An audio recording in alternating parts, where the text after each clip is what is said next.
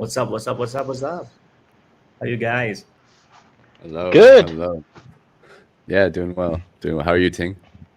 Yeah, I'm pretty good. I just want to let you all know that we are right now dealing with three time zones. Mm. So Eric here is actually in Bangkok. If Sawadee Kap. you don't know, and I'm a Thai from Bangkok, but right now in San Francisco. And Mr. I'm P, a I'm an American from California. Okay, and Mr. P. Yeah, I think we should switch place. Huh? yeah. And Mr. P is still in Beijing. I think, right? You're still in Yeah. Beijing. Yep. Still in Beijing Yeah, later for on you now. can update about the trip for your Chinese New Year trip later during this hmm podcast. Yeah. All I think right, we're all on our Chinese trips, Chinese New Year trips. So pretty much. Yeah, pretty much. Okay, so before we start, I think we saw some of the viewers start joining. Do let us know how's the sounds and everything. Yeah, and yeah, if we're it's good. we're in new Hi, places, so sound might be different. Thailand. Yes, Eric is in Thailand. Um, Yes, like I said, I and him should be switching place. Oh, Melly from Boston. Hello. Okay, seems like Ireland, Boston. keep it tuned in. Wow. Okay. Sarah and Kenning from Wow, Ireland. Ireland. Great. Glad to have you here with us. Just back. Oh, okay. Okay. So 5 years in the USA. So you must see a lot. I think. 5 years in USA. That's a long time. That's like longer than I've been in USA since my whole adult life. Come on. Come on. For real. Oh yeah, 5 a.m. Yeah, that's right. Oh, actually, 5:30, and I still couldn't adjust the time. So I think it would be like this, switching place to work for the time being. So you're gonna Today, sleep in the daytime today. yeah, it's daytime. So we're gonna discuss through it about the same like the topic. I think we got a lot to probably like share and then discuss. Yeah. Yeah. All right. Ah, okay. In Washington for 5 years. Oh, okay. But Malay is 23 years in the USA. Maybe it's like Wow. 23 years. That's quite long, man. Yeah, throw your questions in here, Siren, or if I'm saying that right. Today we are going to have a topic about some issues that we see with Neo, but throw your questions in there. We'll get to them if we can. Sure. I think without further ado, we can start. Yeah, we Eric. can start. Sure. Yeah, so today's show, welcome back to Blue Sky Coming, Neo's podcast, or unofficial Neo podcast. Today we're going to talk about some very interesting topic. Basically, what we see are some issues that Neo has faced, in our opinion, what has gone wrong with Neo and why they are in the position that they're in currently. But first, like always, my name is Eric, and down below me is I'm Mr. P. And I'm and over taking there is, yeah. And so we are all Neo owners or users or foreign or former Neo users. Sorry, I'm a little bit under the weather today. So yeah, Mr. P, why don't you start with how about the recent sales? We did monthly sales, right? They released today. Yep. So they delivered 10,055 vehicles. That is up year over year, but unfortunately down month over month. So you guys can share your own opinions about the delivery numbers. I think it's satisfactory, but definitely for a lot of people, it is a bit underwhelming considering that NIO has 8 vehicle models, all right, being delivered. And yeah, so what do you guys think about those numbers? 10,500, 10,055. I think it's about what's expected for January. Probably February would be very similar, and then hopefully moving forward into the year they can pick up. But we'll see. Ting, Yeah, what do you think? I think the same. I didn't expect it's gonna shoot like double or triple, right? It will stay roughly around this figure. It could be slightly dipping because we are not pushing the price that hard if you compare to others. Other guys they were like dropping what 10K, 20K for some brands, like 30K, almost half. It just Mm. too crazy, yeah. And we still maintain in the. I think it's good and bad, right? But the good thing is that we still maintain in the healthy price range for its own, right? But if you put Yeah, as luxury, then eventually you drop a half price. What do you think about that brand or that model? I think it's just yeah, I you lose think interest and confidence. for sure I agree with you. I think like maybe people might see Neo as being a little bit stubborn, but they don't want to devalue their brand, and I think that's probably a good idea, especially with the sub brand coming. So I don't know. What do you think, Mr. P? Yeah, exactly. Exactly. And we all criticize how like they should have released a single motor ET5, maybe a non-lidar variant, maybe a car with rear screens. But it's all for maintaining the luxurious brand image for Neo brand. And the sub brand is exactly like you said, creating room for the sub brand, and the sub brand can thrive on its own. Whereas what you're seeing with a lot of other brands, they're really cutting their prices down, and they're basically killing off their own sub brand. Like for example, IM Motors with their LS6 and LS7. LS7 and L7 used to be like, I guess, their normal cars, and then because IM Motors is all under SAIC, right? And their other brand, Rising Auto, right? Rising Auto is also another SAIC brand, so it would be considered a sub brand of IM Motors. And the LS6 really just took over Rising Auto's market share, and Rising Auto isn't delivering anything basically. Why would you buy a Rising Auto R7 when you can buy a IM Motor LS6?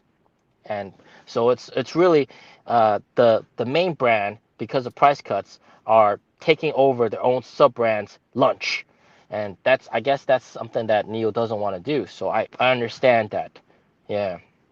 Mm. Yeah, but probably for the in the meanwhile, while there's no sub brand, that the sales are going to kind of struggle for a while with Neo. Yeah, exactly. Yeah. Yeah. How about any news this week, Mr. P? Anything popping? Well, I guess something that we've noticed before, every month they would publish data about how many stores they've opened, service centers, etc., along with how many swap stations and all that kind of stuff. But now they've stopped sharing that information. They've really, well, what's happening is they're really pausing expansion of stores, which is quite interesting. They're not, I guess, opening up more stores is kind of expensive, and they're pausing that, but they're still building a lot of swap stations and stuff. And if you look, and just yesterday I looked at all the stores here in Beijing, and there actually aren't that many, to be honest. Uh, there are more Nio houses than before, but I remember back in like 2021, there used to be a lot more stores, like Neo spaces, like all over the place. But they've, now it's like they have more Neo houses, but only like 3 or 4 Neo spaces here in Beijing. Yeah, and there's only like less than 10 stores here in Beijing, where it used to be like more than 10. So, yeah, Oh, they've really what concentrated their effort down. Yeah. one thing I noticed in Shenzhen, I don't know if it's the same in Beijing, maybe you guys can clue me in, is that a lot of the Neo houses and Neo spaces are kind of like merging together. Like it used to be very distinct, a Neo space and a Neo house, but now we have in Shenzhen, we have like 6 Neo houses, but I think the most recent 2 or 3 of them are quite small. They're very much just like a Neo space with a little small cafe. So I don't know if they're trying to consolidate like their retail footprint and like how it's presented. I don't know. What do you guys think? What do you see? Ting, you want to go first? Now you go first. All right. So yeah, definitely. Like for example, the service center that I always go to, it's basically all in one: a store, a service center, and semi new house with like a little joy camp, and kids can play there, a resting area, etc. And yeah, it does seem like they're all sort of consolidating, because I think they've realized that with the new spaces, you can't really like showcase the new house aspect, the drink vouchers. After test drives, they get that, but they can't claim it at a new space, which is kind of not so great. And I guess in your case in Shenzhen, having that little bar means that they're able to claim the drink and sort of experience what it's like, even though that Nio House might be a little bit smaller. So Mm. it does make sense, and yeah, they are definitely consolidating and making things more efficient. That's what I want to say. Yeah. I think about the same. Yeah. And the thing is that when you need to spend time on something like, let's say if you go for service, you might need to wait, right? Or spend time. While you're spending time, if you could use a facility which is similar to Neo Space or Neo House over there at the place, then you actually do not waste time if you don't need to, like, sometimes you leave the car and then you can go back home and then they drop the car after. But if the fix is only take like a half an hour to 40 minutes, then at least you got something to do over there rather than just sit and waiting. So if they Yeah. consolidate a little bit of each piece in the same place, then at least it's all supporting each other, you know. I think the other thing too, like I've seen Mr. P's videos, and I've where he goes to like where you go to a bunch of different like a shopping mall with a bunch of different car dealerships, right? And they all kind of blend together. They're all right next to each other, all look the same. And so if you put a Nio Space there, and then you know like the cars don't necessarily stand out compared to 20 other brands of cars all right next to each other, and the spaces all look the same. But if you change it all to basically a Nio House, where you can have a cafe, you can have a Joy Camp, you can have different things, then it really helps differentiate the brand position, I think too. So I think Neo spaces are kind of seem to be going away a little bit in my experience. Yeah, I Neo Space is definitely more for like this really small areas where you can only put like one car or two cars. Yeah. I know the one nearby my place in Shenzhen is completely gone. It's now Tesla. So yeah. Wow. I may check with both of you, like, before. Do you intentionally just go for a new house just to chill there, like intentionally to visit the place rather than you go for something else, and then because the new house is there, that's why you spend the time there? If you compare between the two, like, you intentionally just to go and stop by at the new house for whatever coffee or the joy cam or something, Mr. P? or yeah. Well, for me, um, well, the service center is a exception because it has a swap station there. So like I just go there and swap, and then like if I have to line up, then yeah, I go in, talk to the Neo manager, talk to the Neo owner of 23 Neos who's always there, maybe get a drink. And if I have my kid, I might take him to the Joy Camp and have some fun. So that's really convenient. Uh, but like for example, the other Neo House here in Beijing, Wukesong, that's one that I like. My wife likes going to that area because it's a very big, posh sort of shopping area with lots of food, great food. And then the Neo House serves as a perfect place to rest and for my kid to play. So that's pretty nice. But we definitely do pick that area because there's a Neo House there. So we would choose that over like some other random shopping mall because there's a Neo House there, and we have a area that we know that we can rest and chill, and my kid can safely play. So I think that achieves the purpose of the Neo House. But it's definitely some of the other ones, like for example, the one at the middle of Beijing, Dongfang Square, that we've been to a long time ago. Like that one is just way too far, inconvenient, and most of the time, if you look at it, I mean, it's pretty much empty unless they have lots of events or anything. And yeah, parking is very expensive there, and it's just it's a great Neo House, very big, and people will go there if they're going around the area. But that's not one of the Neo Houses that I would intentionally go to. So only some of the places I would intentionally go to, but yeah, some of them no. Yeah. What about you, Eric? Yeah, for me, like when I had a Neo, I would go for events, but I wouldn't like drive to a mall. Like I have no reason to drive to a mall. There's malls on every corner in China, right? Like I can just walk down the street and go to a mall. So I wouldn't intentionally go to a mall to go to a Neo House. No. The other thing is, most of the Nio houses, they're kind of in like luxury malls and Mm. like prime spots. And also, like, look at me, I'm not the kind of person that is going to go to like shop at Hermes, or I can't even say it, Chanel. So it's not really my thing. But yeah, for like an event, I would definitely go to a Nio house. Or like when I was traveling all around China in my car, if a Nio house was like on the way, I would stop by to check it out and try the drink and make some content or whatever. But yeah, for me, I wouldn't just go there to have a coffee, because there's 100 coffee shops down the street from me. I can just go outside the house, right?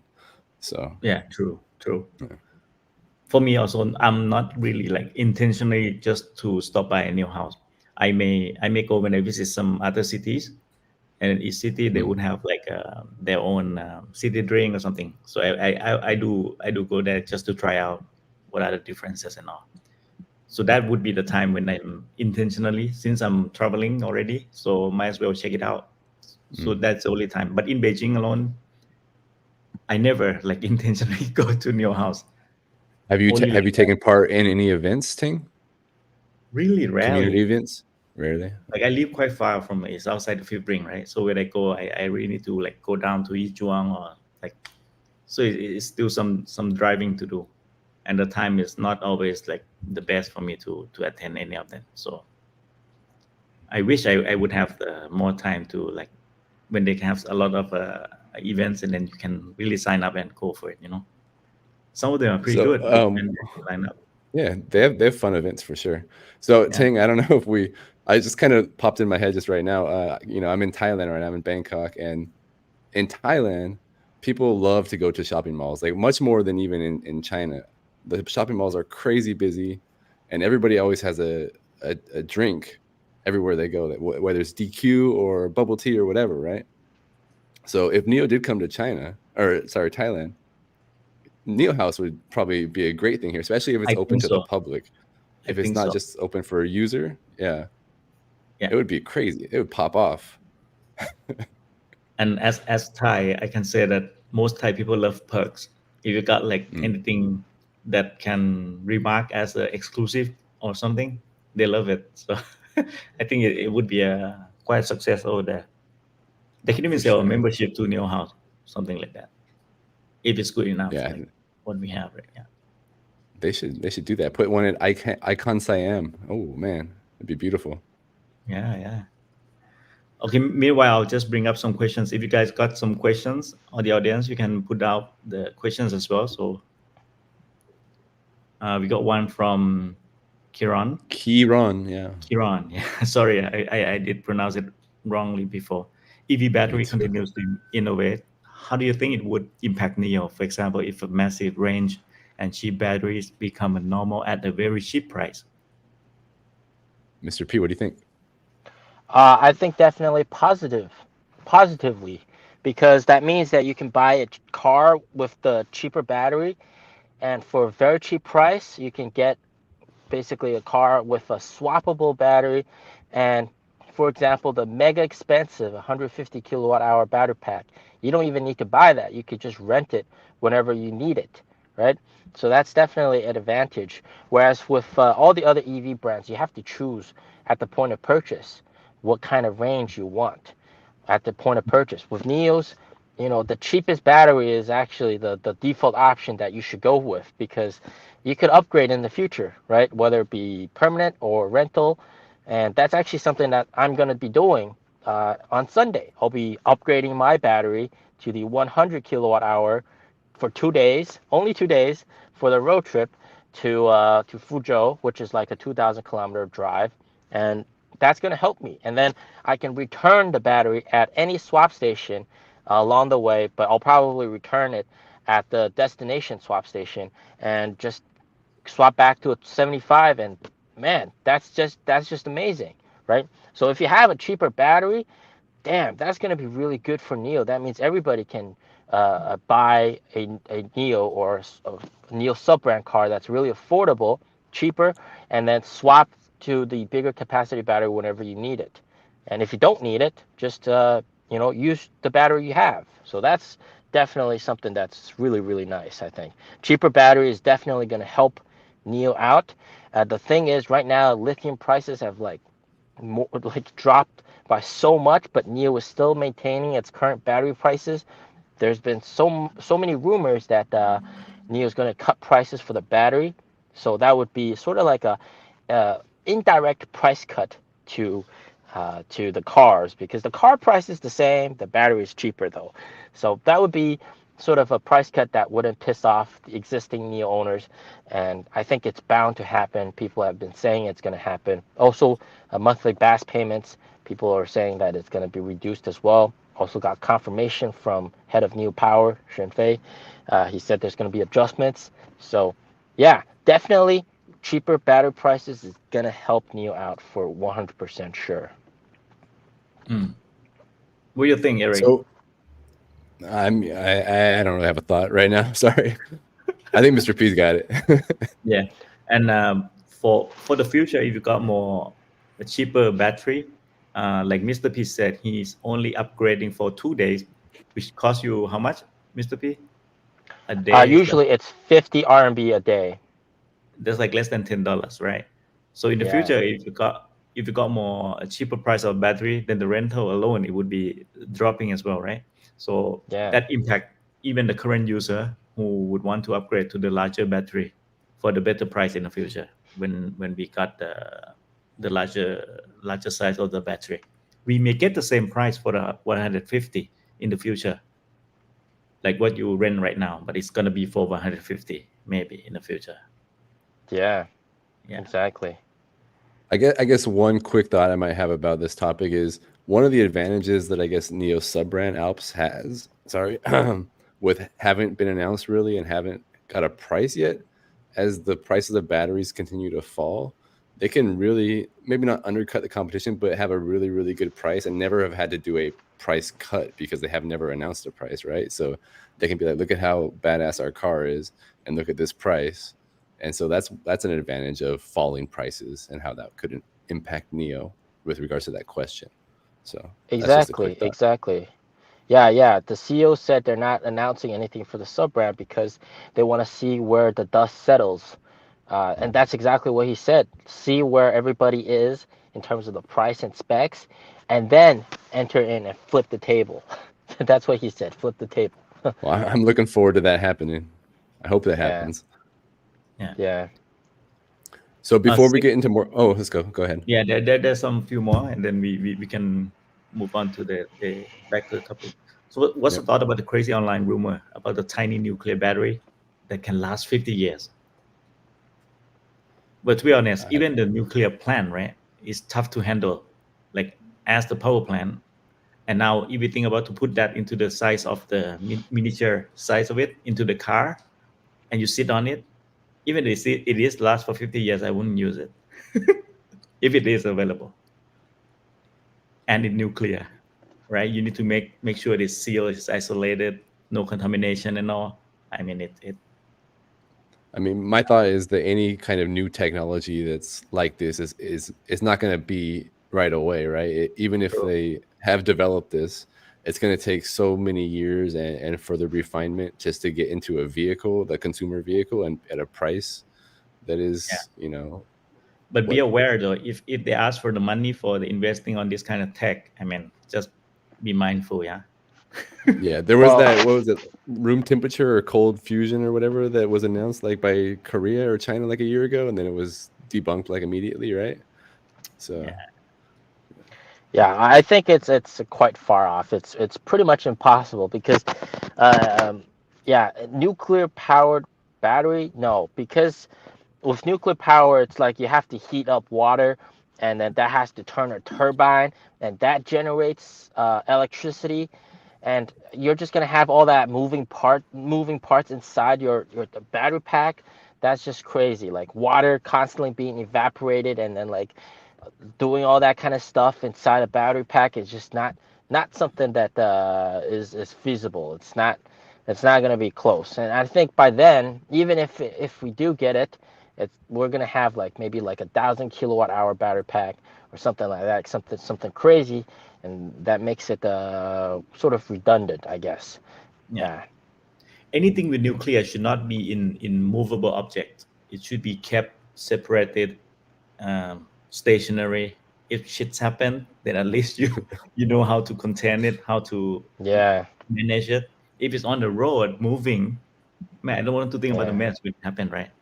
Imagine a yeah, car crash, simply. I mean, it just yeah. nuclear contamination is not a joke, guys. It's like a really no jokes. Huh? It's the disastrous. Hmm. Eric, you were wanting something. Yeah, I was gonna say before we move into questions, like we can get to the questions at the end. Let's talk about our main topic for today, and that's basically we want to talk about what we feel are the mistakes that NIO has made, and what they maybe should have done or how they can fix it in the future. Because we all know NIO hasn't been perfect. So, you guys, who wants to start with any thoughts you've had on mistakes that NIO has made? I go with Mr. Anybody? P first. He's the Okay. longest veteran. I'll get started. There's one mistake that really pissed me off, really pissed a lot of people off, and that is the fact that when the ES6 launched, the ES7 was not updated to have the new features. For example, the matrix headlights, the softer seats, etc.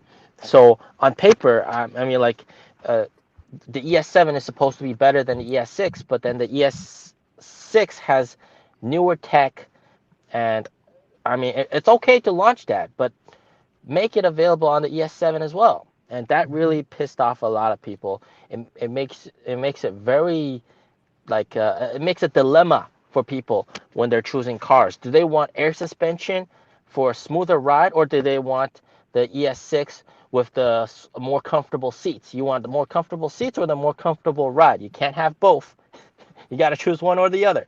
And the ES7 owners, NIO didn't come up with an upgrade package, and there was that whole entire backlash. All the ES7 owners pissed off and just really angry at NIO, and it definitely isn't helping sales. And if you look at the sales numbers, ES7 sells the least out of all the NIOs, right? And it's supposed to be between the ES6 and the ES8.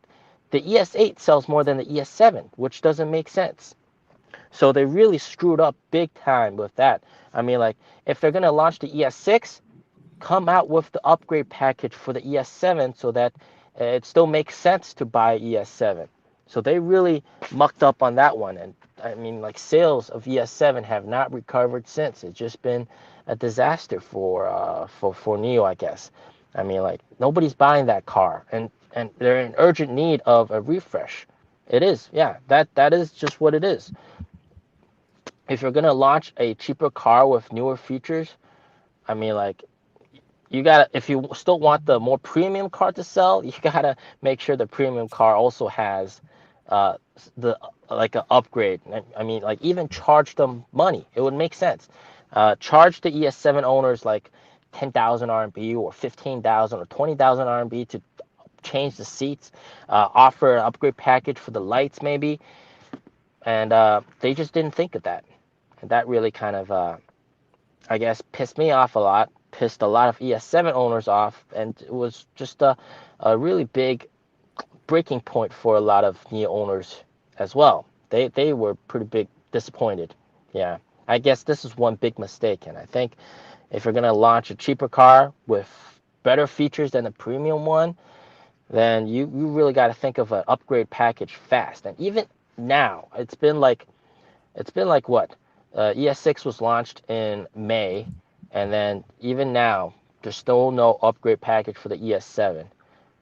And they're gonna refresh the ES7 soon, but we'll have to wait and see. So that's a big mistake, and really the ES7 right now, the deliveries, just terrible, man. Just terrible delivery numbers for the ES7. So they really screwed up on that one, to be honest. I Yeah. agree with you, Mr. P, and I also think that kind of leads to a problem or mistake that I think I see too, is that they have too many models, and it's kind of unclear where they each stand in the marketplace. In the NT1, the first generation NIOs, like, if you wanted an ES6, you can get it with like conventional suspension or whatever. You can get it with air suspension. You can get different upgrades, right? And now, they've kind of tried to separate them out, and but it's still not clear what's better and what's worse, and there's just too many. Why couldn't they have just done like, if you want an ES7, then you can have it, traditional like coil suspension or whatever. I don't know, I'm not a car guy, but air suspension. Like you can't have different options like that. So that's I think a big problem. Or why not make an EC6? Also have options for air suspension, and then just delete the EC7, that sort of thing. You can make an EC6 signature edition like they had on Generation 1 that has better features than the standard EC6. Like, streamline the product, make it clear what they are, and then give people options. But I don't know. Maybe it's for manufacturing purposes. Well, they want to copy BMW, right? BMW, they got the X4, they got the X6.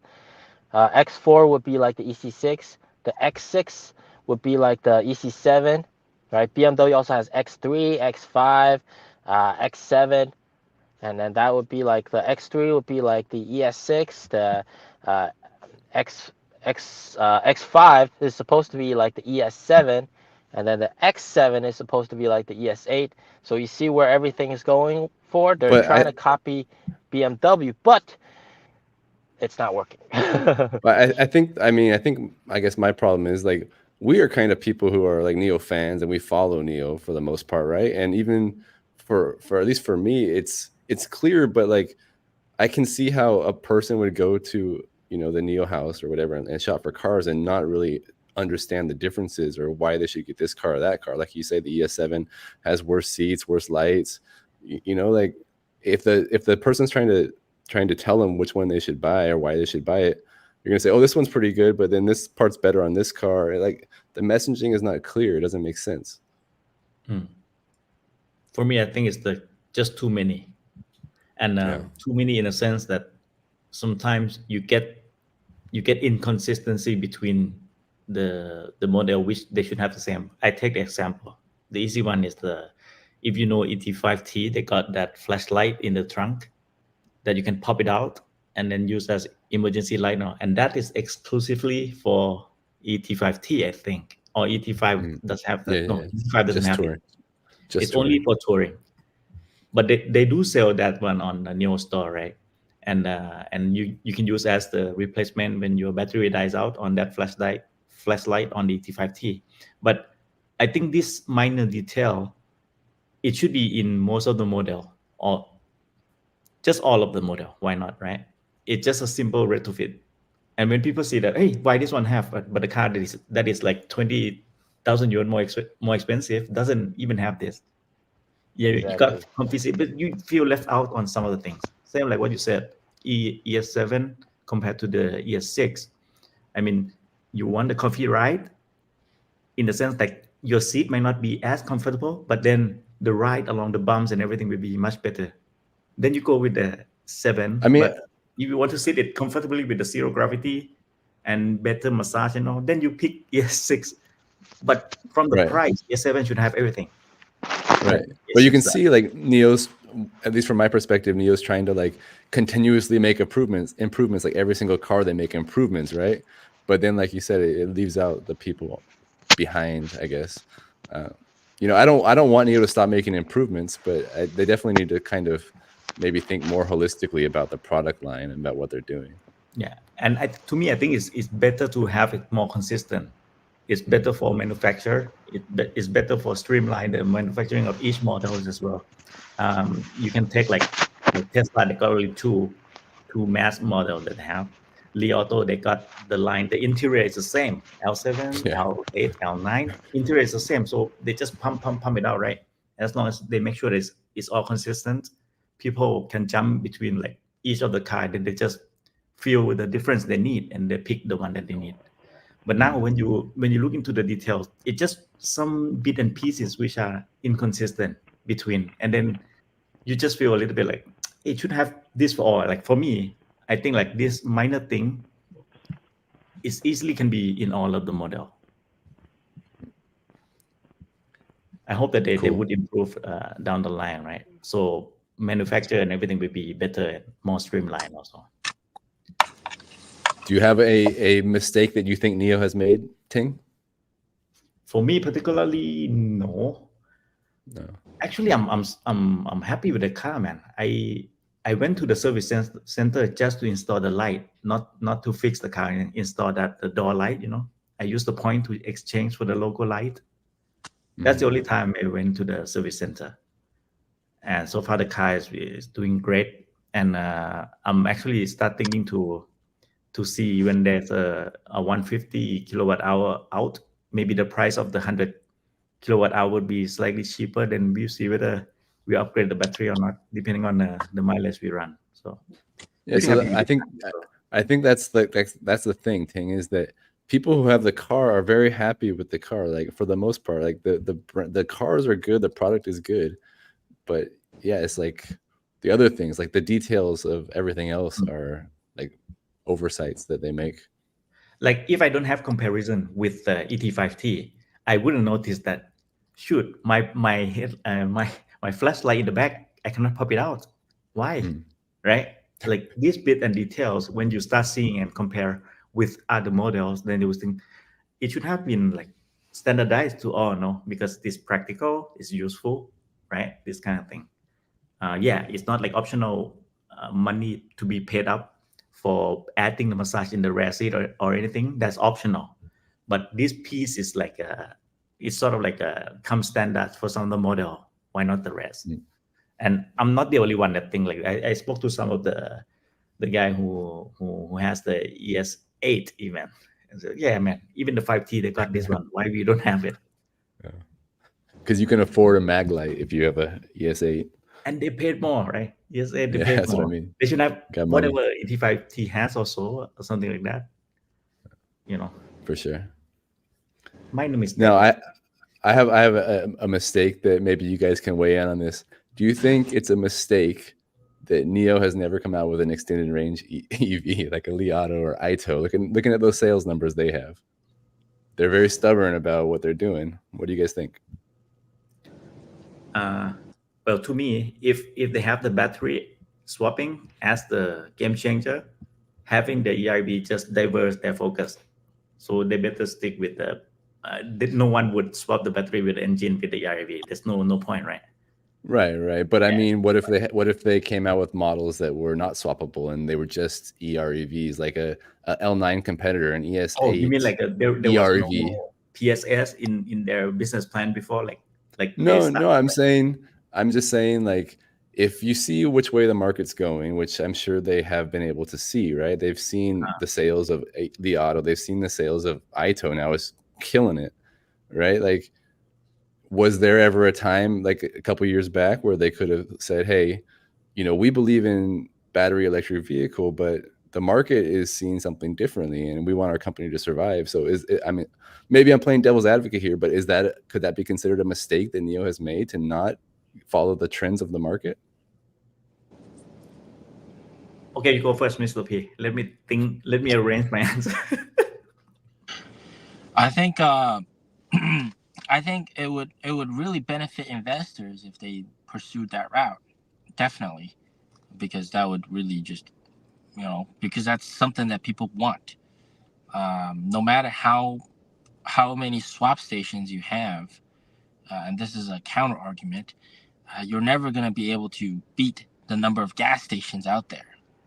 And I guess the real convenience that people choose for the EREV is because you can use both, right?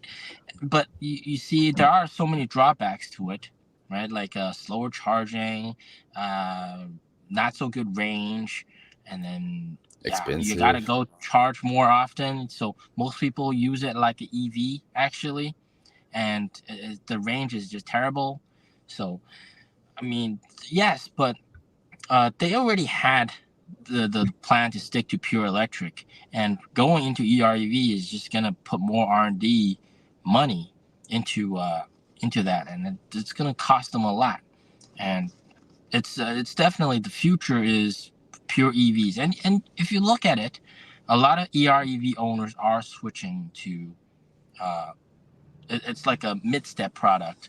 Whereas a pure EV would be like the final step product. So not many people will leap from gasoline to pure EV, Most of them will go from gasoline to ERV, and then they realize that charging is such a pain in the butt, and I have slow charging, and I'm charging so often I don't even touch the gasoline for 6 months. Why not just buy an EV, right? They always that's what's happening. People realize that I'm not even using the gasoline because that's more expensive, and I'm using pure electric. Why not just get an EV that charges faster, has more battery range, and it's just a transition phase. So Yeah, for sure. And I definitely, I think that they probably, in terms of like technology and the product that they have, made the right idea to stick to BEV. But from like a business perspective, maybe it may have not been the best idea, because you look at Li Auto and what they're doing and how many cars they're selling and how strong their company is performing. So yeah, I mean, it's just a thing to think about, I guess. I think it starts that since day one, right? Like Li Auto has their own directions. Yeah, They line up that they will go with the ERV market from the day one. So the R&D and all the effort were in that space.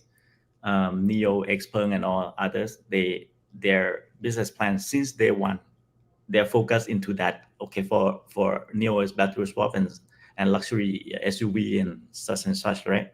Xpeng is like autonomous and all of these things. So I think from the beginning, their plan is to focus on what they didn't know, that which one is going to sell most, because no car yet at the time, 2018, right? Right.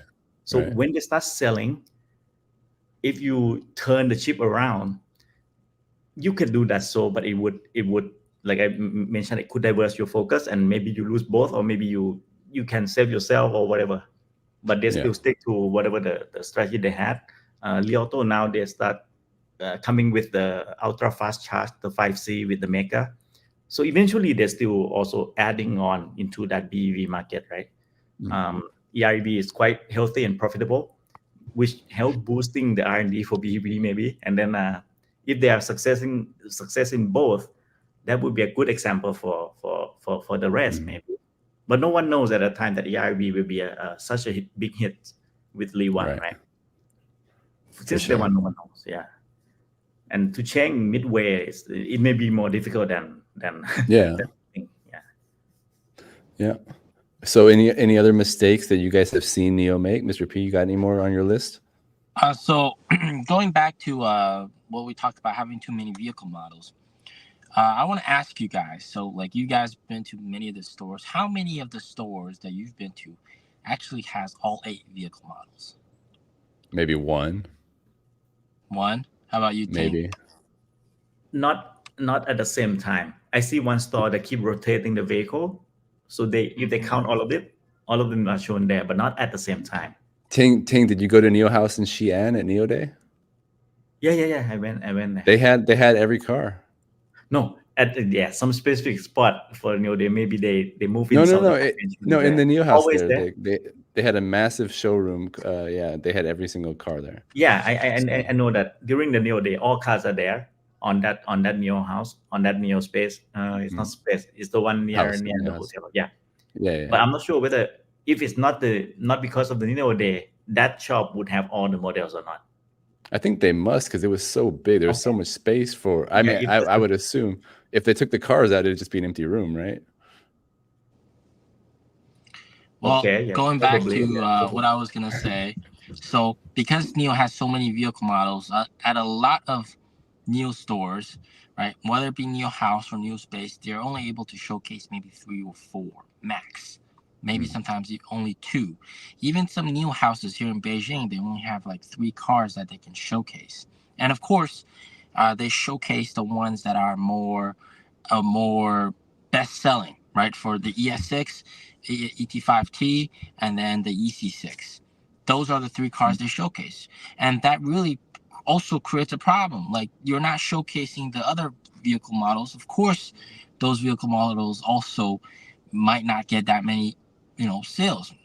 I've been going to stores, sometimes chatting with customers and helping sales reps, and I tell them, some people think that the ES6 isn't good enough for them.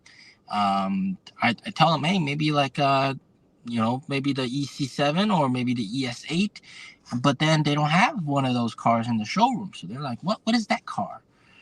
So it just becomes a very interesting problem. right? They're But the not test showcasing drive some is of the there elite though. cars. I think the test drive may be available, but they just don't have the Jacha, like showroom car Yeah, maybe. the show car. Yeah, the showcase They need car. to bring the Exactly. customer down to the parking lot to have them see the test drive car maybe. When they test drive Yeah, some other cars, then they exactly. need to show. The sales Yeah, need to that show is. some other cars too in the test Yeah, drive because they might have the rest. Yeah. exactly. That is one of the strategies they're using. Showcase 3 cars in the showroom, have 3 different cars for test drive, etc. And that is one strategy you're doing. But you're seeing the problem here. Like NIO has too many cars, and to really showcase the full spectrum of cars, you have to have a massive store, and that just also becomes very expensive in terms of rent and everything. Yeah. I mean, I guess Also, the good thing though is all their cars kind of look the same, so you can just say it's like this one but bigger. It's like this one but it's a sedan. You know what I mean? So, yeah. Also, if you have like too many of the models, if it all sell well, right? If it all sell okay, when you maintain the supply chain or whatever afterward, then it's healthy throughout the life of the car. If some of the models sells really like less, then those group of the owners down the line they may face some of the supply chains parts and all of this because it's not too healthy to keep it maintained, right? But if it's like, for example, maybe ET5T and ES6, a lot more car on the road, so the supply chain is quite healthy. All the parts and everything is always there. But like some other model which sells like in the level of hundreds in total, maybe eventually they will need to like do manage the inventory pretty well. Otherwise, all the owner will come up with the unhappiness when they bring the car to service and they need to wait for like few weeks to get the parts, maybe. Yeah. Right. And the thing What is, do you with guys the think?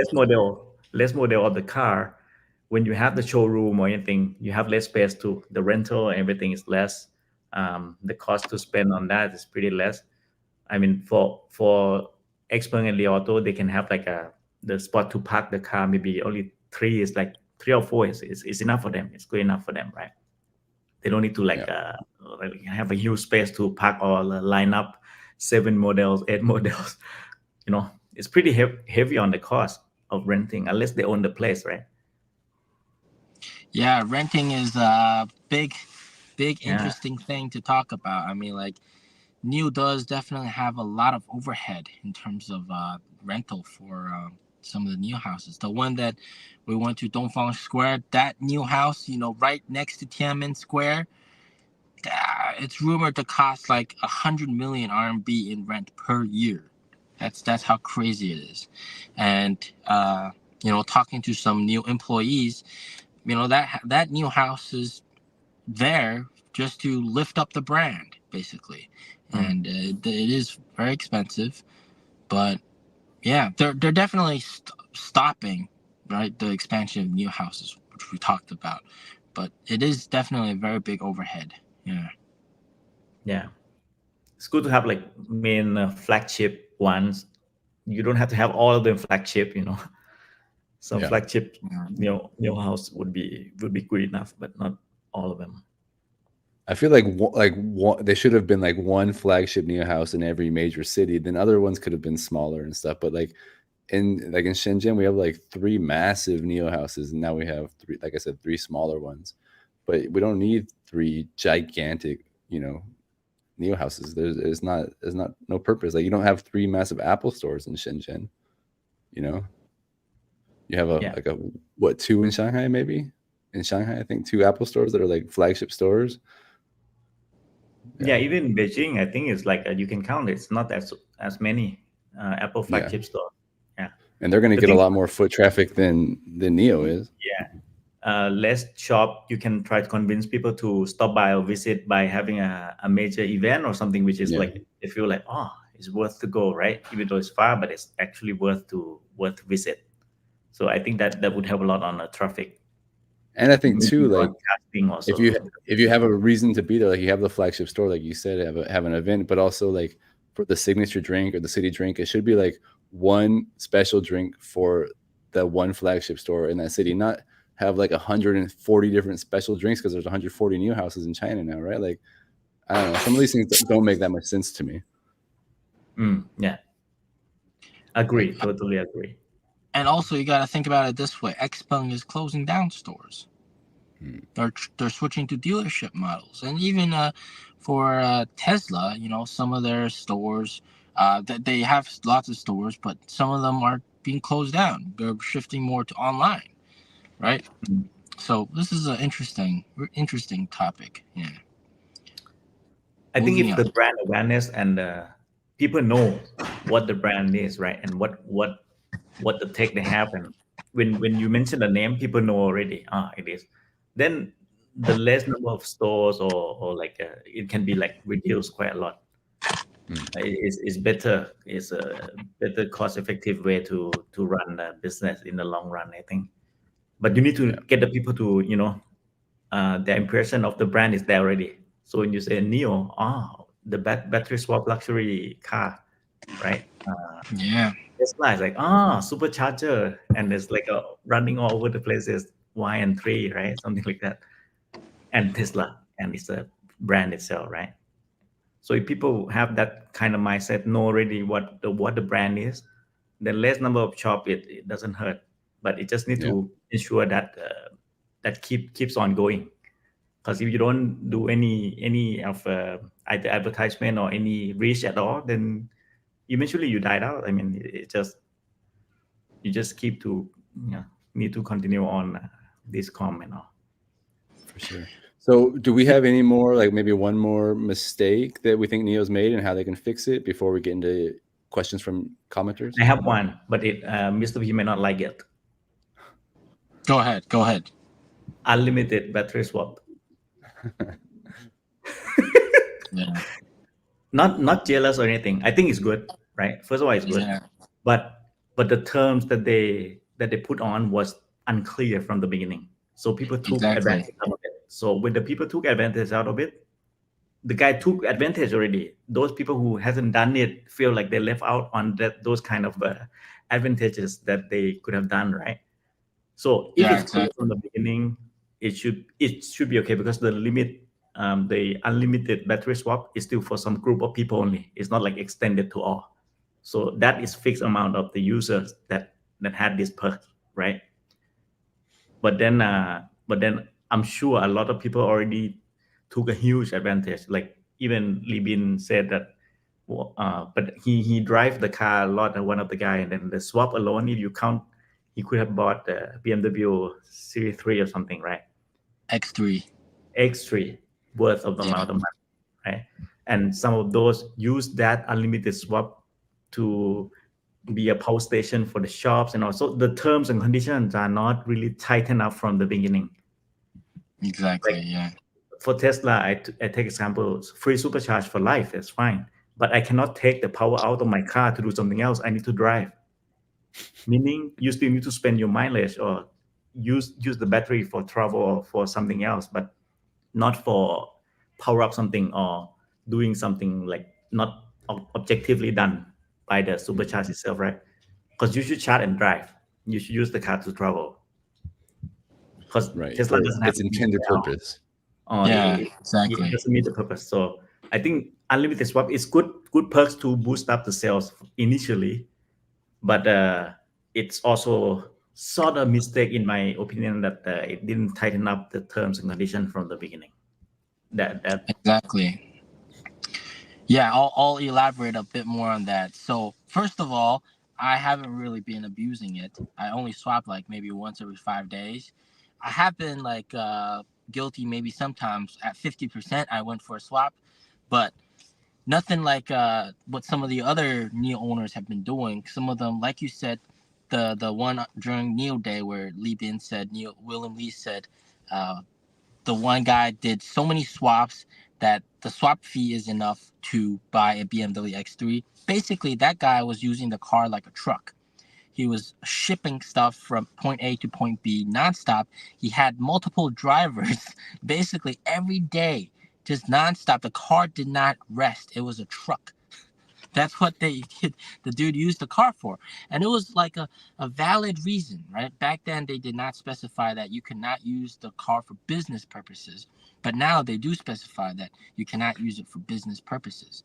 And also, Like you said, powering the shops and everything. Yeah, exactly, man. Some people also selling the electricity, buying it, going for a swap, get the swap for free, going to one of those chargers where you can output electricity, sell it.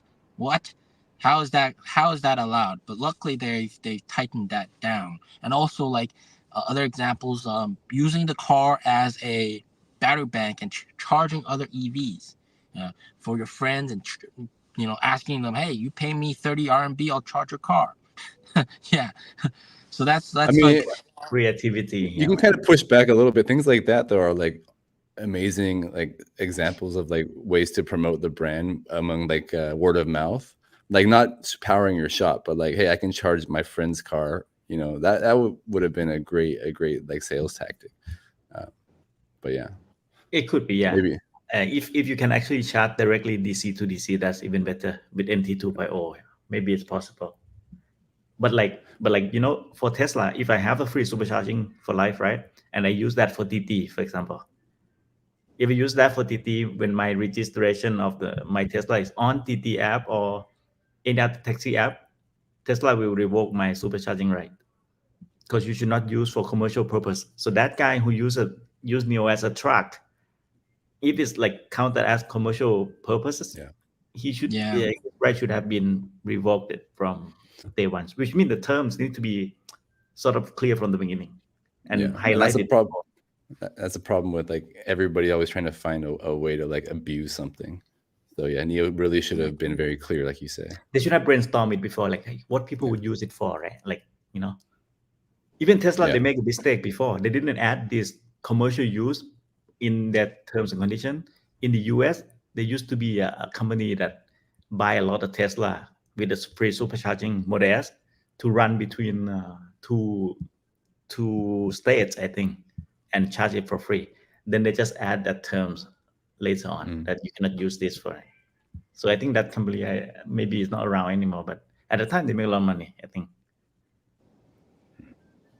We got Will in the chat. Hey, what's up, Will? Hello, Will. Yeah. So going about the abuse. So recently, Nio, actually, this is also very controversial. All right. They've lowered the level of service. With insurance package, there used to be a lot of perks. They've lowered the perks. To most people, they've made it more expensive. So, like, no more free Nio points. No more unlimited pickup for your car if it needs to be picked up and sent to the service center. They've changed quite a lot of stuff and lowered, I guess a lot of people are saying, lowered the quality of the service. And that is also getting a lot of kickback from the community, and people saying that it's not enough. But, honestly speaking, from investors' perspective, I mean, like, they had to reduce the amount of perks because some people were also abusing the system, like Eric was saying, like you guys were saying. For example, whenever your car gets picked up and sent to the service center, it gets washed and charged for free, and people were just abusing that. I don't want to charge my car. I don't want to wash my car. All right, I'll do the one tap for maintenance and then send it to the shop, and then maybe there's some problem wrong with the window. I mean, like, it's not closing at the same speed as the other window. Some minor stuff. It's really been bothering me, and then some BS like that, and then get your car washed and charged and sent back. Man, saves you time, but that is abuse, that is man. also that is also sort of like I would see it as mistake too, right? Like, what kind of a service that qualify the free car wash need to be clear also. I can just complain about anything and just move the car and they wash for me, right? But like, Yeah, if exactly. you fix the door, like the door is dent or bump, and then they have to resurface it, and then you can wash it after, because then you can see whether you fix it okay or not. Some other service could qualify a free wash. I think that's okay, but not for all. Like, if you fix something inside, and you don't need to offer the free car wash all the time. Everything comes to money. I mean, it's not for free. Even washing the car costs money to Nio. Exactly. And before, at the service center, there used to be like completely free car wash. Like, if you just go there, like maybe even for a swap, and you say, hey, I want to wash my car, can you guys wash my car?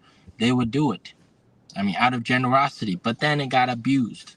right? Everything gets abused. So that's unfortunate to see things service go down a little bit, but it's all for a good reason, for a long-lasting reason. Yeah. And maybe I throw in the a mistake I just finally realized, right? Like some of the car model were announced ahead of its time.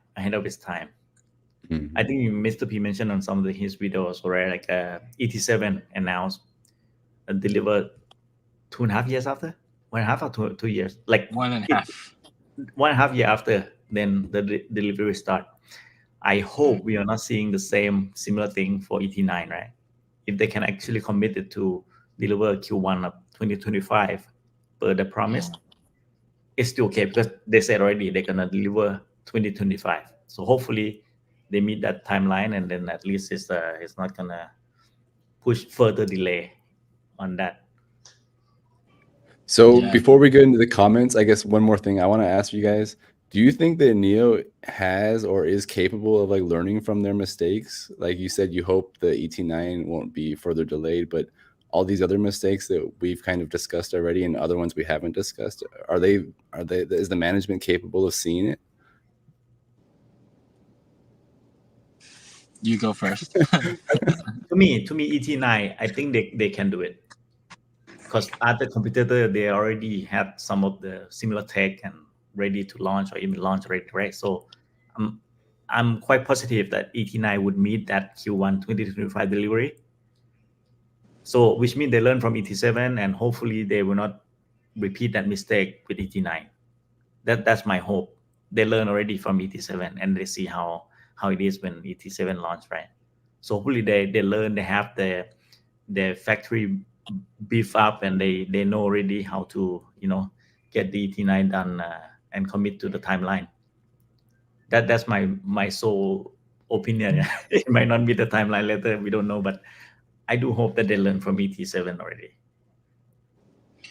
Well, in my opinion, I think they're already learning from some of the mistakes when it comes to like freebies being abused, like right, the new rules that you can't swap and like sell the electricity or do anything crazy like that, or wash the car unlimited, and that kind of stuff. So they are learning from their mistakes in that aspect. But I think for some of the other stuff, like maybe marketing and stuff, I think they're quite stubborn in that front, and they just keep doing what they've always been doing. And clearly they have their own plan for things, and they're looking like 20 steps ahead.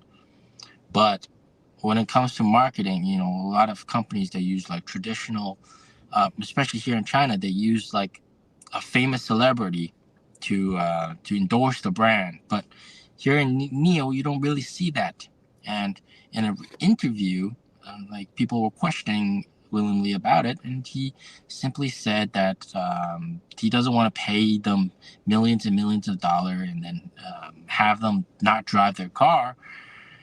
But that's their own strategy, and I think NIO would get so much more success if they can just spend like the amount of money they're spending on one Nio House, and then just put it in like a good endorsement for battery swap and have it appear in a good ad in a very prime time TV spot. That's gonna really help out. But they'd rather go with Nio Houses, build Nio Houses, and perhaps just do low-key marketing in terms of like maybe some pop-up ads in WeChat and Weibo and that kind of stuff. Whereas like the traditional ads with the big endorsement that you see, like whenever you open Taobao, you might like have that big ad pop out. Or you open Weibo, there's a big ad that pops out. Like they're not doing any of those. Yeah. Yeah, I agree with you, Mr. P. I think they're quite stubborn in a lot of aspects. They have a vision, and like they're looking 20 steps ahead, but you got to make those 20 steps, right? You don't just like jump over all those steps. You have to get there. And that's kind of been my biggest concern, because everybody I talk to at NIO, everybody I know, they all seem very competent, very smart, but they have this big vision, right? But if they don't get there, then they don't get there. So they got to figure out, the steps in between. So yeah. So sometimes they're stubborn and they're humble too. They got the right to brag on some stuff. They just need to brag about it, man. Don't be shy. They're Exactly. stubborn. Sometimes they're too humble. Some of the things it's a little bit contradicting, yeah. But Yeah. Stubborn and humble, yeah. Also, I guess one really big thing is give people what they want, right? Mm. Like some people, they don't like LiDAR. Why not just give them a non-LiDAR variant? Some people want screens in the back, and I think they finally cave in because in some of the WeChat groups that I'm in, some of the top NIO execs, they actually vouched for having rear screens.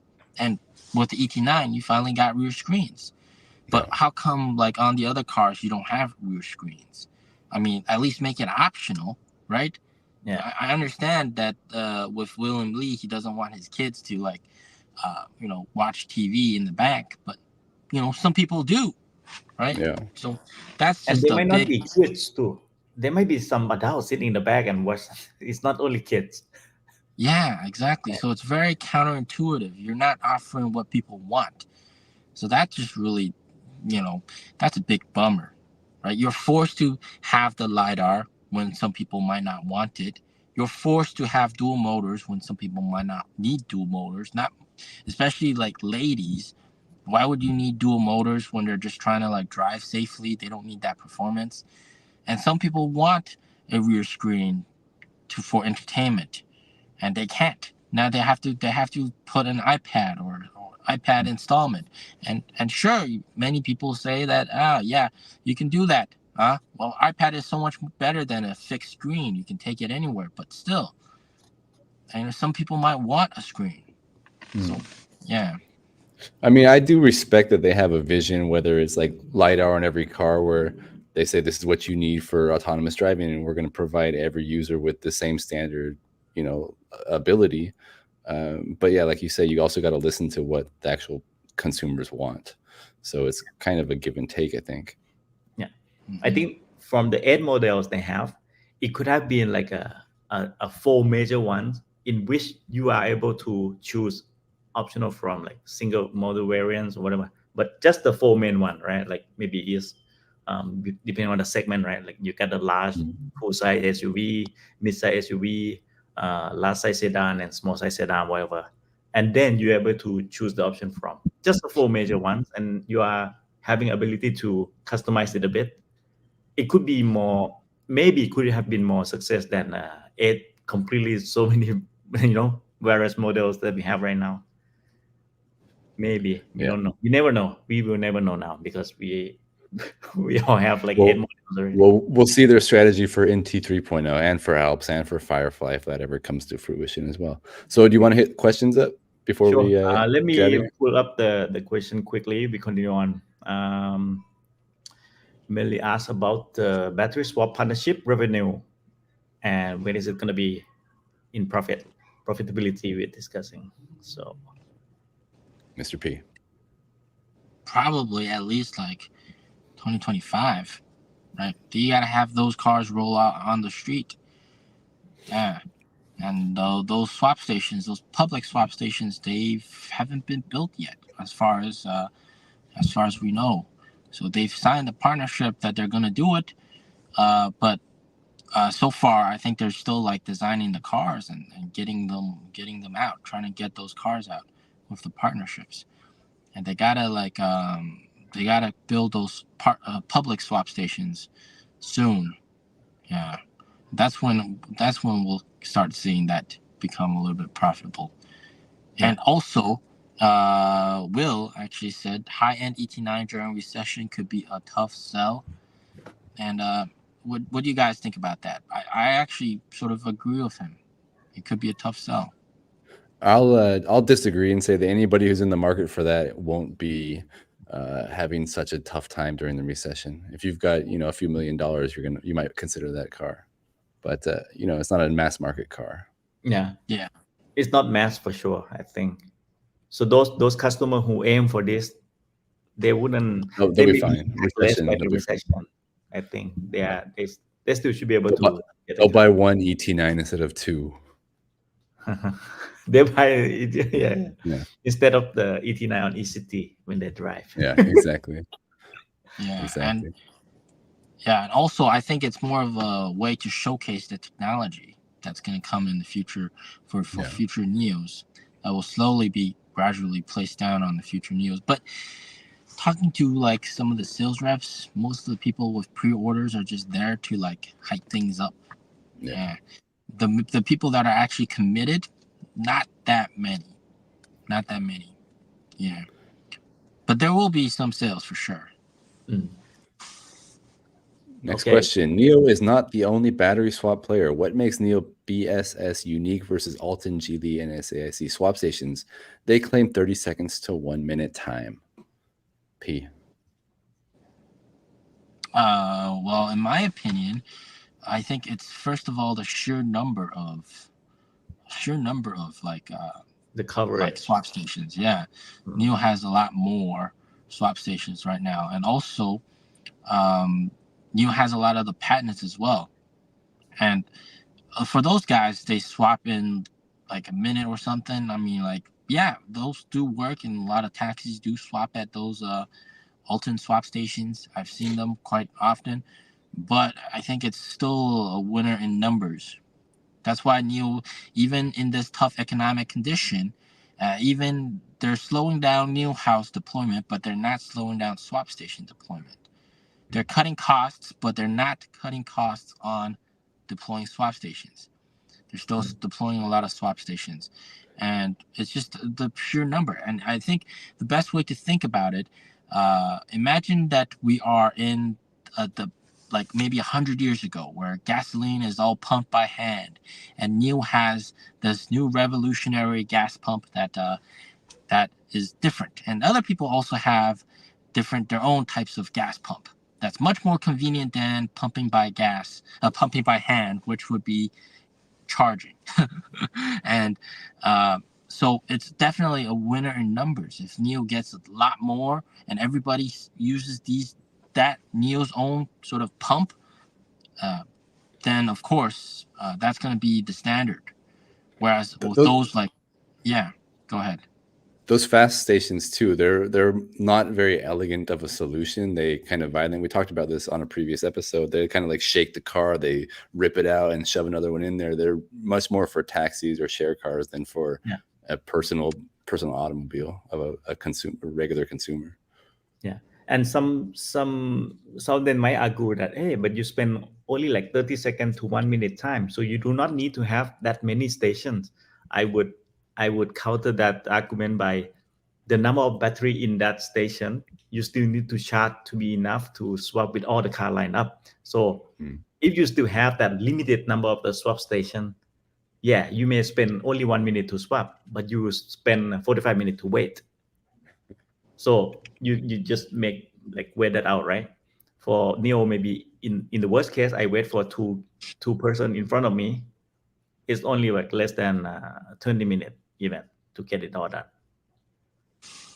And like Eric said, if you see this swap station when they handle your car, oh man, it's just too rough.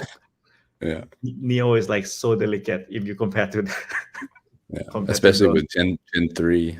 Exactly. Yeah. All right, next question.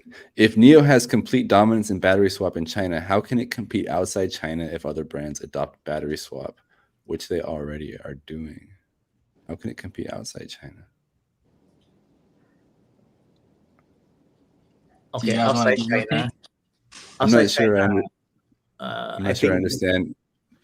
I'm not sure whether the question is like how to dominate outside of China, if that market already have some other players who does the swaps.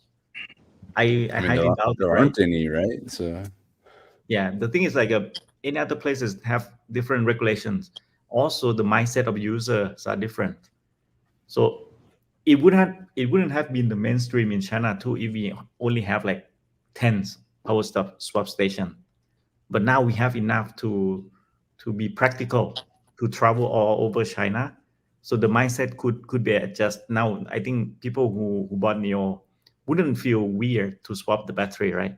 But it could be weird at the time when we have much less number of stations. You may feel a little bit like kind of attached to your battery a little bit. But now, I mean, if you buy, you feel like you use as a gasoline car, you can just swap and go, right? You don't need to think as much. But outside China, I think the mindset might be different, and the regulation of each place are different. Maybe they are not allowing swap station to open 24/7. Maybe they are not allowing a high power charger to So support. Kieran clarified his question. He means outside China without its battery swap infrastructure. So I think again, I think we talked about this previously too. Is like if you don't have battery swap, you don't really have the full NIO experience. So it does make it more difficult for NIO to compete. But you know, if they would have gone outside of China, they should have the battery swap, I think. All right, next question. We're trying to get out of here early tonight, guys. Yeah. We just tried the best to answer all. So 2.4.0, I think only me who has it. Let me read this question for you, Ting. I'll read the question, you answer it.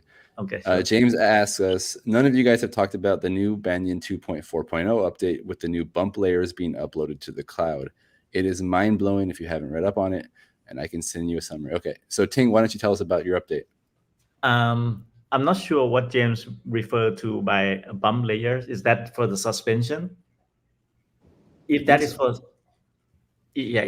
for the suspension, that is actually work in coordination with the position of the car and what it sees on the road and all.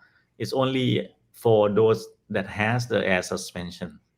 But unfortunately, mine is ES6, so I do not have that luxury. Maybe Will from China Driven can type down the answer if he has tried already on 2.4.0, because he has ET7, which does have the air suspension. But for the location specific leveling adjustment in Tesla, they have done it since Model S and Model X with the air suspension. They actually recognize the place where you set your high and low level. So when you're about to reach that spot, then it just adjusts for you when you drive and pass through. So I'm not sure the logic and how it works, whether it would be the same or it maybe even smarter for NIO. I'm not so sure. So just to clarify, it's actually like they use the LiDAR to scan the road, and then that the CDC, even in your car, the ES6, the damping control is intelligently adjusted so that when it goes over the bump, it's softer, and then right after the bump, it stiffens up again. And that information is also uploaded to the cloud, so that every other NIO that goes by that spot also like has the suspension softened during the bump, and then all that kind of stuff. Okay. So CDC work with this also. Okay. In that case, then I would try to note this next time. But that's kind of the thing, though. You won't really ever notice, because if somebody else has driven over that bump before, you don't know that it's actively changing that for you, right? Yeah. You might not know. So, okay. Yeah, exactly. It is quite mind blowing. Like for what NIO comes out with these updates, these updates are quite nice. And also for even Gen 1 NIOs with air suspension, I mean, they've gotten some quite juicy updates recently that really improved the drive quality as well. But if you look at it now, like, yes, this new update for the... We lost Mr. P. While we wait for Mr. P to come back, here's another question from Kieran. Another one. What do you think of Huawei's recent entry in the EV space and showing promising EV sales already? Do you think they would partner with NIO's battery swap network if it also adopts battery swap? I have no insight into if Huawei would do anything. The best selling model is still like iDo M9, right? M7, M9, their M lineup, which is the EREV. So if it's EREV, then I do not think they will sign up with they will not sign a corporate agreement with NIO. But if we look at any other of the Huawei system support brand like Avatar, Deepal, all of these, there's a possibility because Chang'an already signed the agreement with NIO. And Deepal is a joint cooperation between Chang'an and support by Huawei system, right? So it's possible. I mean, Huawei at least is regarded as the best ADAS system in China, right? They tick all of the standards required. So possible, but not for EIB. I think it's it's not beneficial to swap the battery for EIB. I think. Yeah, but maybe in the future when they have more BEVs, different brands, different products, possibly, yeah, for sure. Yeah. Okay. Any more questions? Okay. NIO can partner with Huawei. They can kiss. Yeah, he said, NIO San Francisco says there's no way NIO can partner with Huawei or they can kiss any USA entry goodbye forever. Yeah, unless they do not true. do a market for that specific setup in the US, right? Or they Yeah, change and the I name. don't think they would be like active partners necessarily, but they could, if Huawei wanted, one of their brands wanted a battery swap, I don't think that would really be, that's just like licensing technology, right? That's not really a partnership. I think they could still enter America with that sort of arrangement. Yeah. Okay. Oh, he clarified that outside China without battery swap structure is difficult. Yeah, we talked about that. Yeah. Yeah. So, any more questions? Let's see. Chili BYD, Geely, SAIC have the funds to catch up to NIO BSS numbers and upgrade them. Why would I buy a NIO car then? It won't be unique anymore. I mean, look at what we're talking about right now with the 2.4.0 update and the kind of incredible things that the NIO does with each update. You would still want to buy a NIO because of their technology, their comfort, their service, all the things that you know about NIO. You don't buy a NIO just because it has battery swap, in my opinion. And I don't think that all these brands, they will try to catch up with the infrastructure that NIO has right now in China, at least. Because especially if they license NIO's technology, they can use PSS 4.0, right? So they don't need to catch up. Exactly. If they're smart enough, they'll just design the car for it. How about one last question, Ting, and then we hit the road because you're up early, Mr. P's up late, and I'm in the middle. Yeah. So last question from Soul Baller, I guess. Is that the one? Okay. Right. Let's put this one up. I think all right. Last question. We did talk about it already. I think so too. So in each of your opinion, can the sub brand change the game for NIO and win more shares from its rivals? Who wants to go first? Ting, how about you? I think we will take some from Feifan F7. What's the brand? What's the model? I mean, that sells like garbage anyway, right? So yeah, it's a swappable model also, but they do only have like a few swap stations, and the price is not as high. It's actually similar to ET5, like slightly cheaper, right? So if sub brand is like significant compared to Feifan, we would take a lot of we would take their numbers too. But since we do not know the price yet, it's hard to tell. But I'm sure it should be able to price it smartly. Yeah, Mr. P. Well, I think that NIO sub brand is probably going to be a big success, and big problem.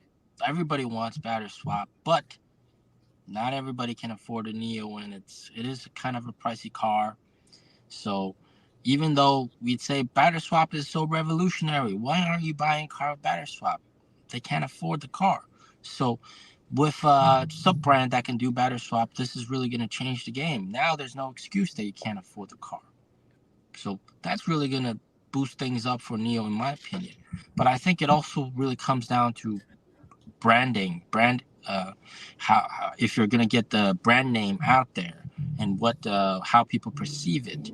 If that becomes a flop, then it's gonna be tough. Yeah,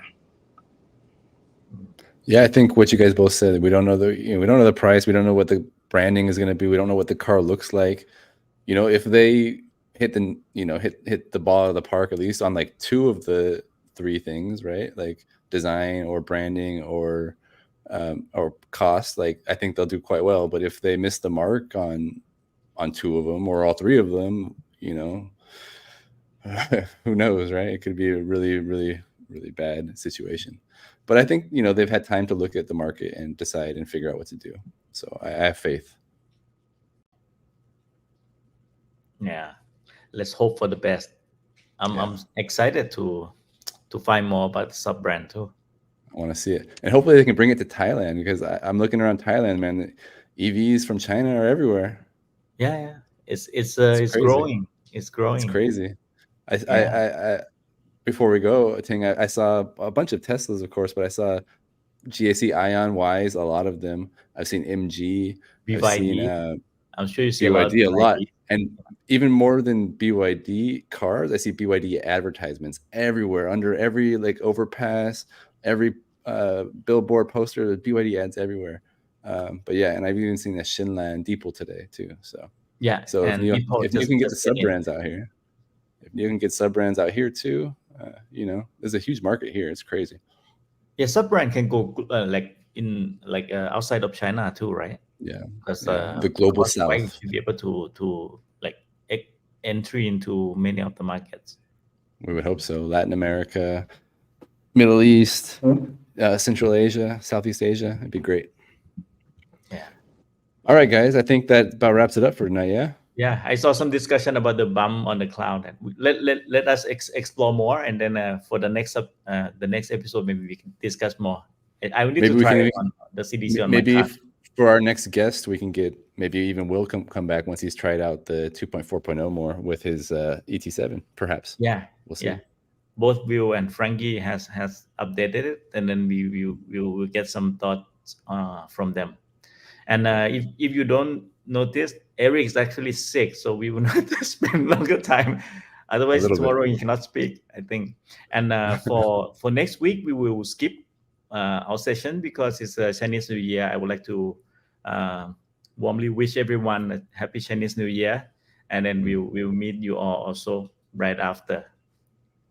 And we're all traveling, so we're all going to have a happy Chinese New Year. Mr. P on his road trip, he's going to come back with a big report for us about his road trip.